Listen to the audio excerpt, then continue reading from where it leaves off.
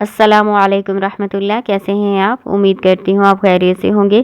آج ہم سورہ ابراہیم پارہ نمبر 13 کا رکوع نمبر 16 پڑھیں گے انشاءاللہ تعالی۔ شروع کرتے ہیں اللہ کے نام سے۔ اعوذ باللہ من الشیطان الرجیم، بسم اللہ الرحمن الرحیم۔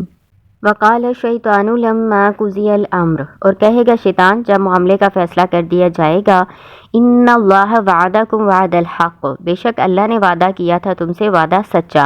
ووعدتکم فاخلفتکم، بس میں نے جو تم سے وعدہ کیا تھا میں نے اس کے خلاف کیا، وما کان لی علیکم من سلطان، اور نہیں تھا میرے لیے تمہارے اوپر کوئی زور، الا ان دعوتکم فاستجبتم لی، سوائے اس کے کہ میں تمہیں دعوت دیتا تھا، میں نے تمہیں دعوت دی، فاستجبتم، پس تم نے میری دعوت قبول کر لی، میری بات مان لی، فلا تلومونی، پس نہ تم ملامت کرو مجھے، ولوموا انفسکم، اور ملامت کرو اپنے ہی آپ کو، ما انا بمصرخکم وما انتم بمصرخی، نہیں میں تمہاری فریاد رسی کرنے والا اور نہ تم میری فریاد رسی کرنے والے، انی کفرت بما اشرکتمونی من قبل، بے شک بلا شبہ میں نے انکار کیا اس کا جو تم مجھے شریک ٹھہراتے تھے اس سے پہلے، یعنی اللہ کا جو تم مجھے شریک ٹھہراتے تھے میں نے اس کا انکار کیا۔ ان الظالمین، بے شک ظالم یعنی مشرک، لہم ان کے لیے عذاب علیم، عذاب دردناک۔ جب مقدمات کا فیصلہ ہو چکے گا، یعنی جب جنتی جنت میں اور جہنمی جہنم میں داخل ہو جائیں گے تو سارے جہنمی شیطان کے پاس جمع ہوں گے، تو اس وقت اس سے کہیں گے کہ یہاں سے چھٹکارے کی کوئی صورت ہے کہ ہم یہاں سے نکل جائیں، تو شیطان ان کو پھر یہ جواب دے گا کہ اللہ تعالیٰ نے جو تم سے وعدہ کیا تھا نا کہ قیامت آئے گی اور تمہیں جزا و سزا دی جائے گی تو اس کے لیے عمل کرو، وہ وعدہ سچا تھا، لیکن میں نے جو تمہیں وعدہ کیا تھا نا کہ قیامت نہیں آئے گی، تمہارے لیے دنیا کی زندگی ہے، جو کچھ ہے اسی میں لگے رہو، تو میں نے اس وعدے کے خلاف کیا اور میرا تم پہ کوئی زور بھی نہیں چلتا تھا۔ اس وقت جو شیطان ہے نا وہ بری ہو جائے گا، وہ کہے گا میرا تم پر کوئی زور نہیں چلتا تھا کہ میں تمہیں اپنی تابع داری پہ مجبور کرتا، میں تو صرف دعوت دیتا تھا، تمہیں بلاتا تھا برائی کی طرف، تم میری بات مان لیتے تھے، تم مجھے نہ ملامت کرو، مجھے نہ کہو کہ میری وجہ سے تم گمراہ ہوئے، بلکہ تم اپنے آپ کو ملامت کرو۔ آج نہ تو میں تمہاری فریاد پوری کر سکتا ہوں، یعنی آج میں تمہاری مدد کرنے پہ قادر نہیں ہوں اور نہ تم ہی میری کوئی مدد کر سکتے۔ اس آیت میں گمراہی کی بڑی وجہ کی طرف اشارہ کیا گیا ہے، یعنی اپنے گمراہ سرداروں، امیروں، بادشاہوں اور پیشواؤں، دین کے جھوٹے دعوے داروں کی اندھی تقلید اور اطاعت کرنا اور اپنی عقل سے کام نہ لینا گمراہی کی سب سے بڑی بنیاد ہے۔ کیا یہ جھوٹے پیشوا، یہ جھوٹے دین کے دعوے دار یہ کسی کام آ سکتے ہیں یا پھر ہمیں اللہ کی گرفت سے بچا سکتے ہیں؟ کبھی بھی نہیں۔ قیامت کے دن کمزور افراد یعنی جو عوام ہے نا وہ اپنے اپنے پیشواؤں سے کہیں گے کہ دنیا میں تو ہم تمہاری پیروی کرتے تھے، تو آج اللہ کے عذاب سے تم ہمیں بچا سکتے ہو؟ تو وہ تو کہیں گے ہم تو نہیں بچا سکتے، ہم تمہیں بھی نہیں بچا سکتے، ہم اپنے آپ کو نہیں بچا سکتے، تمہیں کہاں سے بچائیں؟ اسی طرح شیطان بھی انکار کر دے گا، وہ کہے گا میرا تو تم پہ کوئی زور نہیں چلتا تھا، تم تو خود ہی میری بات کے پیچھے لگ جاتے تھے، تو میرا تو کوئی قصور نہیں ہے، تمہارا خود کا اپنا قصور ہے۔ تو پھر ہمیں کیا کرنا چاہیے؟ اندھا دھند کسی کی پیروی نہیں کرنی چاہیے، نہ شیطان کی اور نہ انسانی شیطانوں کی، یہ سب جہنم کی طرف لے جانے والے ہیں اور وہاں جا کے ہم سے لا تعلق ہو جائیں گے۔ تو اس وقت ہمیں پھر یاد آئے گا کہ کاش ہم نے اللہ کی بات مانی ہوتی، ہم نے ان لوگوں کی بات نہ مانی ہوتی، تو دنیا میں ہی آنکھیں کھول لیں، عقل سے کام لیں۔ وَأُدْخِلَ الَّذِينَ آمَنُوا وَعَمِلُوا الصَّالِحَاتِ جَنَّاتٍ تَجْرِي مِن تَحْتِهَا الْأَنْهَارُ، اور داخل کیے جائیں گے وہ لوگ جو ایمان لائے اور عمل کیے نیک جنتوں میں جس کے نیچے نہریں بہتی ہیں، خالدین فیہا، ہمیشہ وہ اس میں رہیں گے، بِإِذْنِ رَبِّهِمْ، اپنے رب کے اذن سے، تحیتہم فیہا سلام، وہاں ان کا سلام، ان کا تحفہ سلام ہوگا۔ تحیہ دعا سلام کو بھی کہتے ہیں اور تحفے کو بھی کہتے ہیں۔ جب جنتی ایک دوسرے سے ملیں گے تو ان کا آپس میں ایک دوسرے کو تحفہ سلام کا ہوگا۔ اس کے علاوہ فرشتے بھی جب داخل ہوں گے دروازوں سے تو انہیں سلام عرض کریں گے۔ الم تری کیف ضرب اللہ مثلا کلمۃ طیبہ، کیا نہیں آپ نے دیکھا کیسے اللہ تعالیٰ نے بیان کی مثال کلمہ طیبہ کی، کشجرۃ طیبۃ اصلھا ثابت وفرعھا فی السماء، جیسا کہ ایک پاکیزہ درخت اس کی جڑ مضبوط ہے اور اس کی شاخیں آسمان میں ہے۔ یہ ایک مثال ہے۔ اللہ تعالیٰ کہہ رہے ہیں کہ تمہیں دیکھا نہیں کہ جو کلمہ طیبہ ہے یعنی لا الہ الا اللہ ہے، اس کی مثال ایک پاکیزہ درخت کی طرح ہے۔ پاکیزہ درخت جیسے دنیا میں مثال لے لیں کھجور کا درخت ہوتا ہے، مومن کی مثال کھجور کے درخت سے دی گئی ہے۔ حضرت ابن عمر رضی اللہ تعالیٰ عنہ فرماتے ہیں کہ ایک دن نبی صلی اللہ علیہ وآلہ وسلم نے تمام مومنین سے پوچھا کہ وہ کون سا درخت ہے اللہ تعالیٰ نے جس کی مثال مومن سے دی ہے؟ لوگوں نے جنگل کے درختوں میں غور کرنا شروع کر دیا، لیکن ابن عمر رضی اللہ تعالیٰ عنہ فرماتے ہیں کہ میرے دل میں آیا وہ کھجور کا درخت ہو سکتا ہے، لیکن میں اس وقت کم سن بچہ تھا، اس لیے اتنے بڑے صحابہ کے سامنے میں بول نہ سکا۔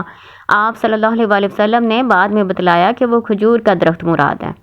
تو وہ کہتے ہیں کہ جب میں نے اپنے والد ماجد یعنی حضرت عمر رضی اللہ تعالیٰ عنہ سے اس کا ذکر کیا کہ مجھے یہ معلوم تھا، تو انہوں نے فرمایا کہ اگر تم بتلا دیتے نا اس وقت تو میرے لیے سرخ اونٹوں سے بھی زیادہ قیمتی ہوتا۔ جس طرح کھجور کے درخت کی جڑ مضبوط ہوتی ہے اور اس کی شاخیں بلند ہوتی ہیں آسمان تک گئی ہوئی،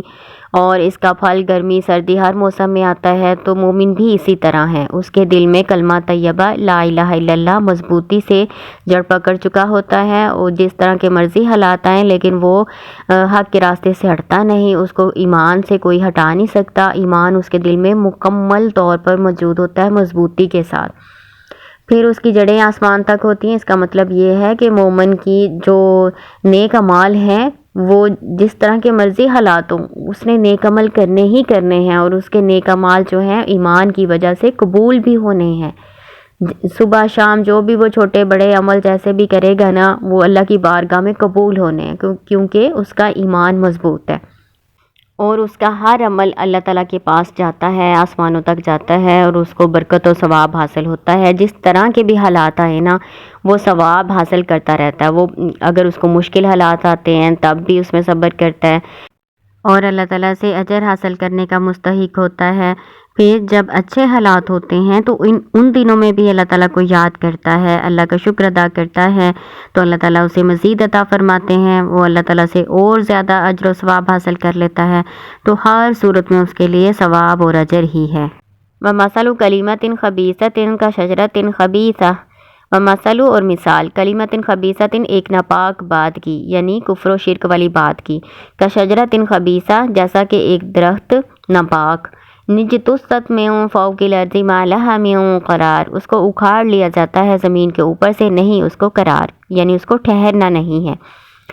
یہ اللہ تعالیٰ کلمہ خبیثہ کی مثال ایک درخت خبیثہ سے دے رہے ہیں۔ کلمہ خبیثہ کیا ہوتا ہے؟ کفر و شرک والی باتیں۔ خبیثہ سے مراد ناپاک درخت یعنی چھاؤ والے پودے یا چھاؤ والے درخت ہیں جس کی جڑ مضبوط نہیں ہوتی، زمین کے اوپر ہی ہوتی ہے، آسانی سے اس کو اکھاڑ دیا جاتا ہے، اس کا نہ تو ذائقہ ہوتا ہے، نہ کوئی پھل لگتا ہے، نہ وہ سایہ ہی دے سکتا ہے، کسی کام نہیں آتا۔ تو اسی طرح کافر کے اعمال ہیں، اللہ کی نظر میں کوئی حیثیت نہیں رکھتے، ان کے پاس ایمان نہیں ہے تو ان کے اعمال آسمان تک جاتے ہی نہیں اور قبول ہی نہیں ہوتے۔ یثبت اللہ الذین آمنوا بالقول الثابت فی الحیات الدنیا وفی الآخرہ۔ یثبت ثابت قدم رکھتا ہے اللہ الذین آمنوا لوگوں کو جو ایمان لائے ہیں، بالقول ثابت ثابت بات کے ذریعے۔ وہ کون سی ثابت بات یا مضبوط بات ہے؟ وہ کلمہ توحید ہے۔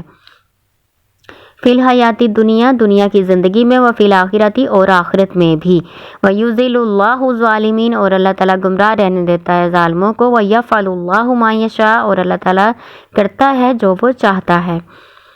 اللہ تعالیٰ کہہ رہے ہیں کہ اللہ تعالیٰ ایمان والوں کو کلمہ توحید کی بنیاد پر آخرت میں بھی ثابت قدم رکھے گا، جیسے اللہ تعالیٰ نے دنیا میں ان کو ثابت قدم رکھا ہوا ہے۔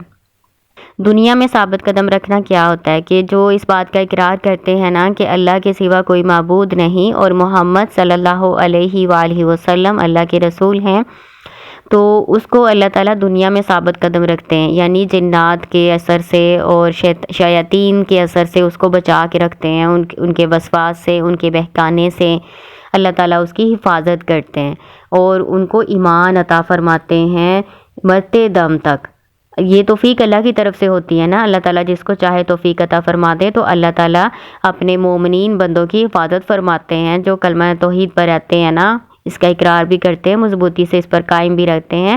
تو یہ اللہ کی توفیق ہوتی ہے کہ اللہ تعالیٰ ان کو دنیا میں اس پر ثابت قدم رہنے کی توفیق عطا فرماتے ہیں۔ اور آخرت میں ثابت قدم رہنے کا مطلب ہے کہ قبر میں جو منکر و نکیر آئیں گے فرشتے، وہ سوالات کریں گے تو ان سوالات کا صحیح و اطمینان بخش جواب دیں گے۔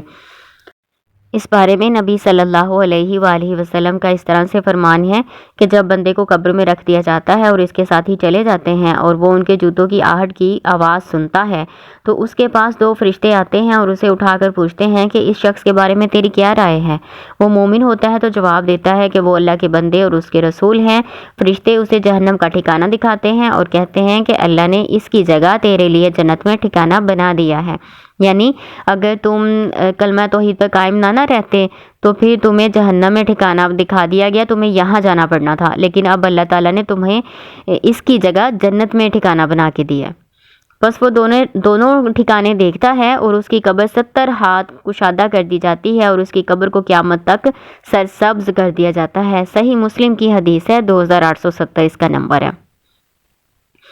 ایک اور حدیث ہے، اس میں اس طرح سے بیان کیا گیا ہے کہ یہ سوالات پوچھے جاتے ہیں: من ربو کا، ما دینو کا، من نبیو کا، تیرا رب کون ہے، تیرا دین کیا ہے، تیرا پیغمبر کون ہے؟ تو بس اللہ تعالیٰ اسے ثابت قدمی عطا فرماتا ہے اور وہ جواب میں کہتا ہے: ربی اللہ، میرا رب اللہ ہے، و دینی الاسلام، اور میرا دین اسلام ہے، و نبی محمد صلی اللہ علیہ وآلہ وسلم، اور میرے پیغمبر محمد صلی اللہ علیہ وآلہ وسلم ہے۔ تفسیر ابن کثیر۔ جبکہ کافروں اور نافرمانوں کا معاملہ اس کے برعکس ہوگا۔ جب فرشتے ان سے سوال و جواب کریں گے تو وہ کہیں گے: ہمیں تو کچھ خبر نہیں، ہم وہی کہتے تھے جو لوگ کہتے تھے۔ اس وقت فرشتے ان کو ماریں گے اور کہیں گے: تم نے کیوں نہ پڑھا، تم نے کیوں نہ جانا؟ اور ان کی سزا اور عذاب وہی سے شروع ہو جائے گا۔ ان کے چیخنے چلانے کی آواز کو جنوں انسانوں کے علاوہ دنیا کی ہر چیز سنے گی، یعنی چرند پرند ان کی آواز کو سنیں گے جو وہ چیخے چلائیں گے۔ اللہ تعالی ہمیں قبر کے عذاب سے محفوظ رکھے اور عقیدہ توحید پر قائم رہنے کی توفیق عطا فرمائے، دنیا میں بھی اور آخرت میں بھی، آمین۔